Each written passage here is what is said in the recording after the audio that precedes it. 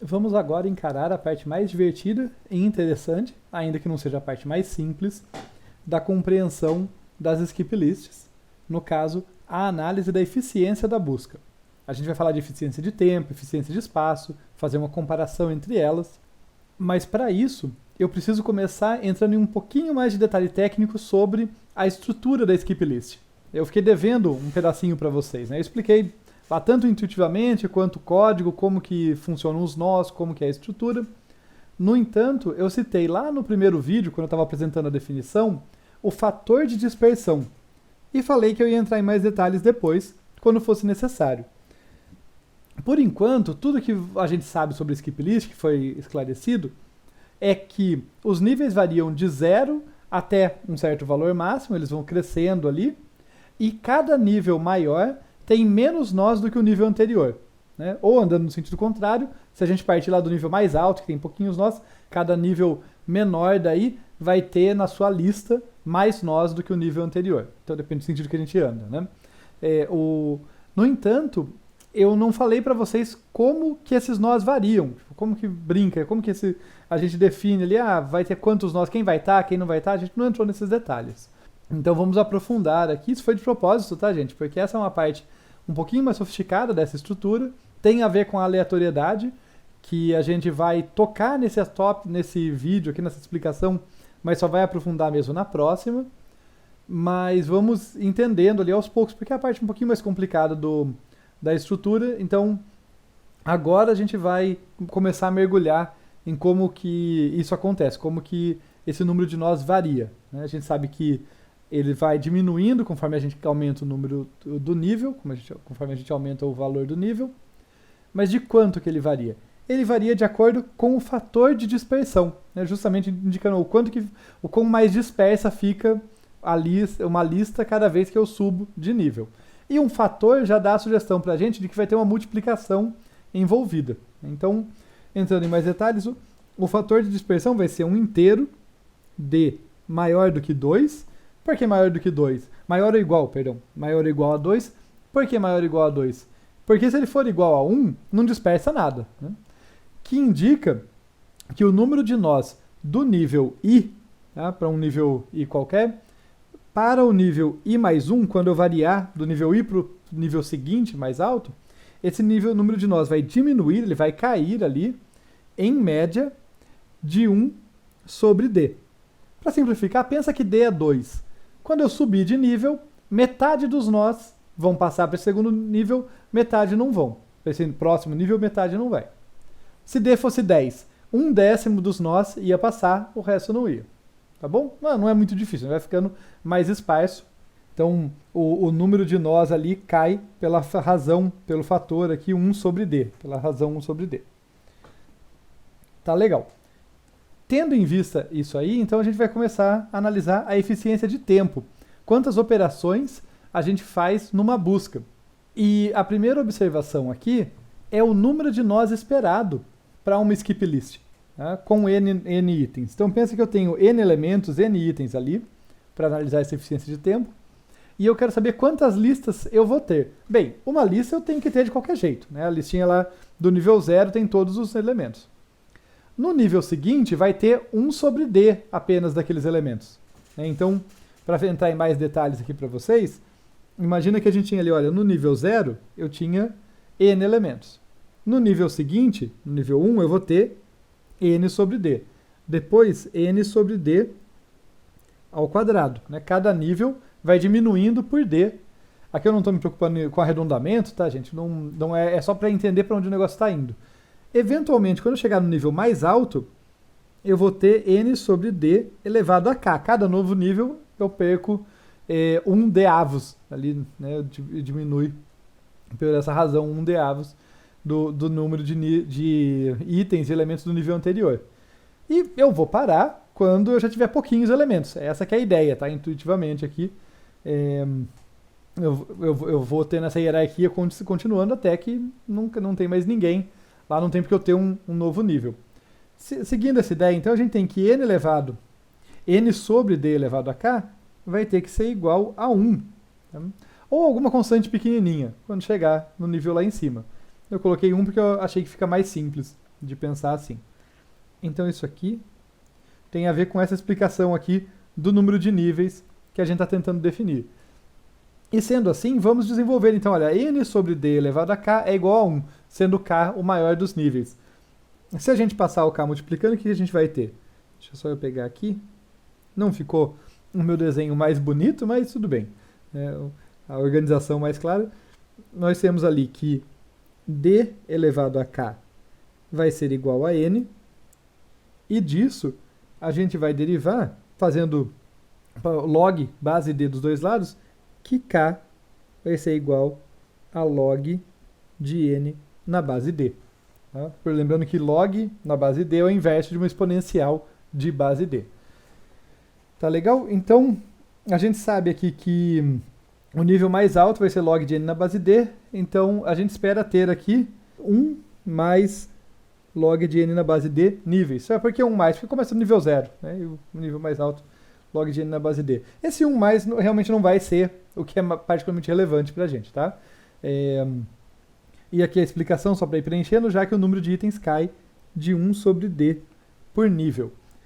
Lembrem que eu já falei para vocês da explicação aqui, eu fiz a continha, né, mas a explicação mais intuitiva para isso é que a função logarítmica, o que ela nos diz, log de n na base d, log de um número n qualquer na base d, é quantas vezes eu posso dividir n por d antes de ficar com um número menor ou igual a 1. Tá? Então, faz sentido, né, se o número de itens diminui de uma divisão, do resultado de uma divisão por d a cada nível, o número de vezes que eu posso fazer isso, log de n na base d. Ou mais 1 aqui, como a gente viu. Né? É um ajustezinho. Então, tá bom. A gente já sabe agora que a nossa skip list não vai ter um número absurdamente grande de níveis. Esse número de níveis está limitado aí por um log. Então, já dá um pouco de base pra gente que essa estrutura não vai crescer desmedidamente.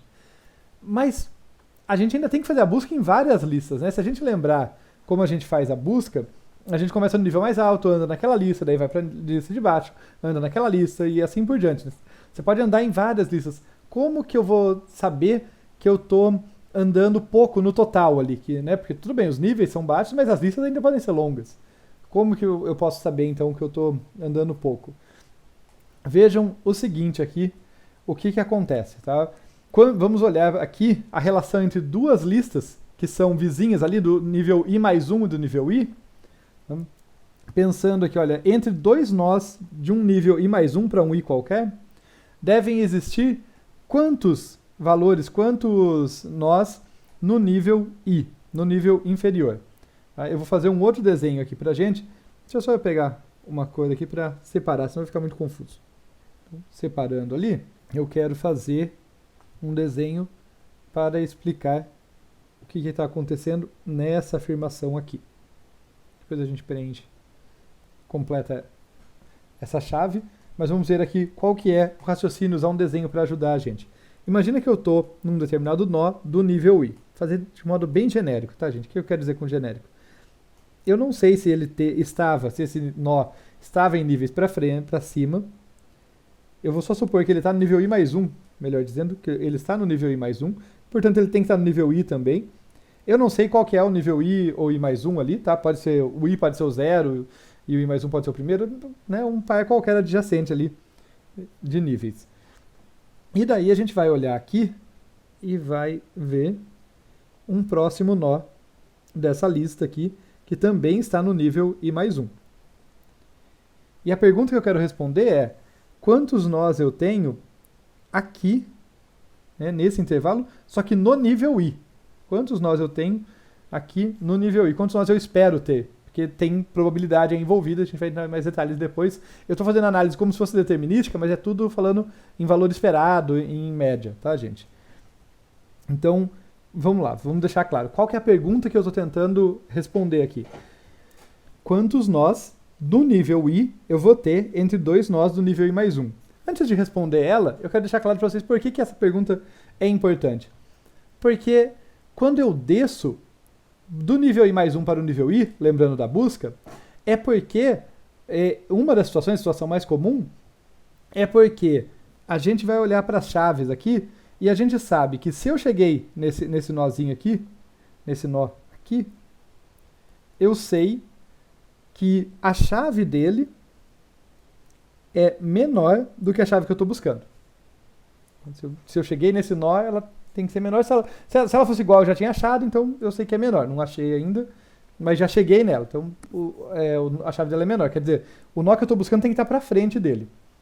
Mas, se eu resolvo descer de nível, descer para o próximo nível da árvore, quando descer para o próximo nível das listas hierárquicas, quando que acontece isso?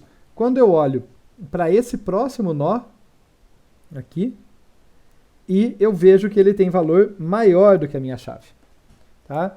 Então, desculpa ter ficado meio embolado aqui, mas o que eu estou querendo dizer para vocês é, eu só desço quando eu percebo que o meu nó atual é menor, tem chave menor do que o que eu estou buscando, e o meu nó seguinte tem chave maior, senão eu continuaria no mesmo nível. Né? Então é nessa situação que eu vou descer.